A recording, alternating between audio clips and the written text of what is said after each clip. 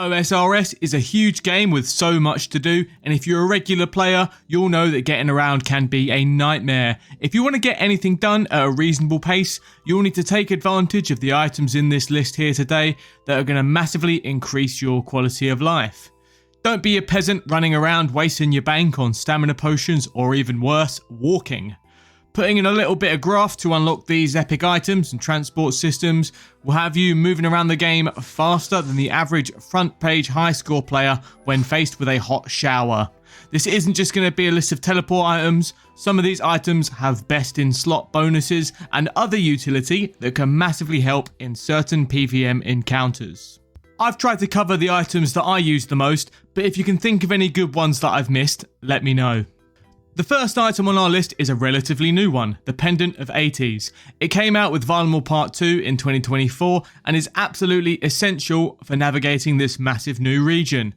Obtained from Frost Naguas or Amoxhliatl, you can charge it with the Frozen Tears to get teleports all around Varlamore. You have to activate the statue of Ates at each location before you can use the pendant, but once done so, you can get to the Darkfrost, home of the Huicoatl group boss, Ralos Rise for Bone Shard prayer training, access to Camtorum and Perilous Moons, North Alduin, I don't know what this one is useful for, but I'm sure one of you nerds will be able to tell me in the comments, and of course the Twilight Temple. This is particularly useful if you're trying to grind tiers or get the Glacial to Motley drop, or just go for some early combat achievements, because it's right above Amoxhliatl's dungeon. If your gear's really bad, it's even a viable piece of armor with combat stats, +2 magic attack, +3 defense, and +2 prayer bonus. Our next item is a classic, the Ectophial. It's obtained after Ghost Ahoy and is used for teleporting to the Ectophantus.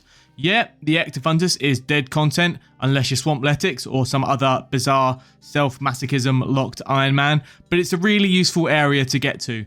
There's plenty to do in Port Phasmatys and the surrounding areas in Canifis, but the main draw for me are two things. Quick access to charter ships, and it's super close to a herb patch for your farm runs. I haven't done a farm run in over a year, but that's not the point. When I do, I will be using the Ectophial. Let's tackle a triple whammy with this next item. We're talking about the Royal Seed Pod.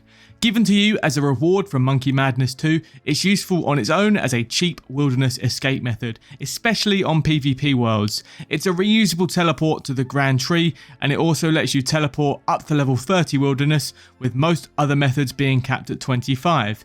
If you do get PK'd with one of these in your inventory, don't worry, as you can buy as many as you like for 2 GP each from King Narno Shireen.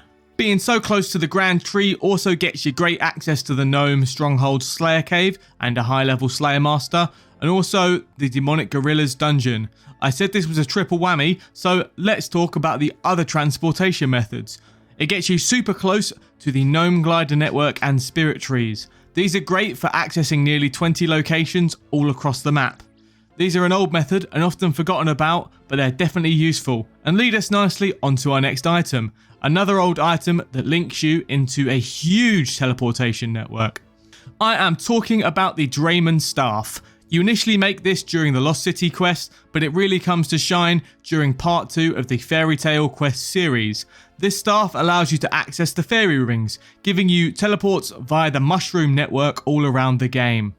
You'll need to be wielding your Dramen Staff and enter a code to teleport to an appropriate location. If you don't fancy keeping a notebook full of codes or using the wiki, there's a Fairy Ring Runelight plugin that solves this problem for you. There are loads of fairy rings close to existing teleport locations if you ever need to get to one. The Quest Point Cape in particular teleports you to the Legends Guild and is only 12 tiles away.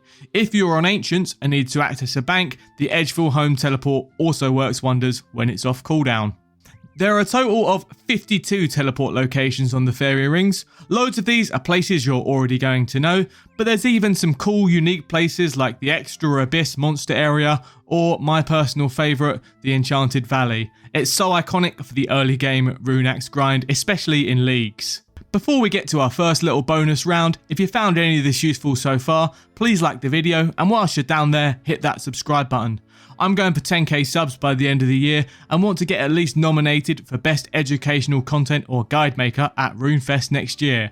It is a long shot for sure, and yeah, I'm going to need all the help I can get from you guys. So our first bonus round is not just one item, it's a bunch of items you're probably extremely familiar with already. The various teleportation jewelry you can buy on the GE or craft an enchant with your magic skill is all mega useful, but you don't want a bank full of crap. So get grinding that construction level to 83 for an ornate jewelry box. You can store all your jewelry in here and have easy and unlimited access to these super useful teleports. With 27 teleports accessible through the jewelry box, you can't say no. Well, you can, and I did. I'm way too lazy to get my construction level up, and if you are too, just switch to the house party world and use someone else's. The newest item on our list is the Giant Soul Amulet. This untradeable amulet comes from the Royal Titans at a 1 in 16 drop rate and is charged with Big Bones and a Lore Rune, with each charge providing you with a teleport to the Royal Titans themselves or the other giant bosses, Obor and Briar Fighter. Whilst these bosses aren't massively popular or useful at all, they are tucked away and it's handy to be able to get to them quickly if you have to. It's also worth considering how close they are to some common Slayer monsters like Skeletal Wyverns, Ice Giants and Moss Giants. Also, don't sleep on the fact that it's near some treasure trail clue locations, for all of you collection loggers out there. This next category is a huge list of items, the rewards from the achievement diaries. Really, they deserve their own video, but we can talk about their transportation utility here, even if they do so much more. The Ardy Cloak can get you teleports to the farming patch near Ardone. The Desert Amulet can get you teleports to Nada and the Calphite Cave. Fremi Boots will get you to Relica. Kandrin Headgear will get you to Sherlock. Karamja Gloves to the Shiloh Gem Mine or Duradel. Rada's Blessing gets you to the Core End Woodland or Mount Carolum for those on Konar Slayer tasks, and Mauritania Legs get you all around Mauritania to the Ectophilas and Berderot. The Explorer Ring will get you to the farm near Falador, and finally, the Wilderness Sword can get you to the Fountain of Rune, where you can cast any spell for free and charge Dragonstone jewelry. Also, try your luck for the Eternal Glory. I don't think it's going to happen though. As I said, these all have way more utility and the achievement diaries have so much more to offer, so let me know if you'd like a video talking about all the other awesome rewards they have.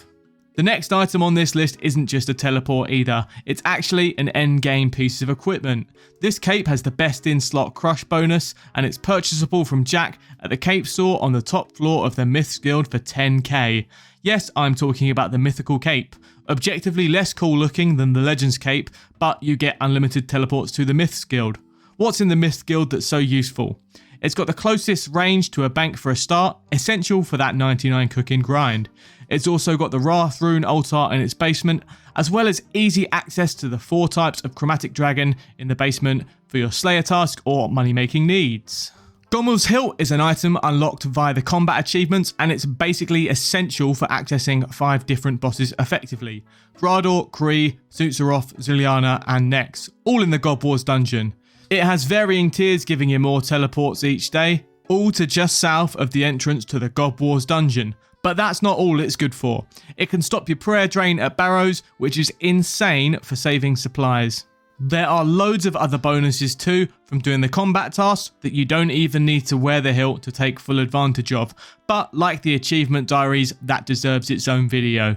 Draken's Medallion is our next item, and it's got teleports to 3 awesome endgame areas. After unlocking this untradeable by completing the Sins of the Father quest, initially you can get to Darkmeyer for its endgame via thieving for blood shards, an awesome agility training at the Hallowed Sepulchre, and the Theatre of Blood.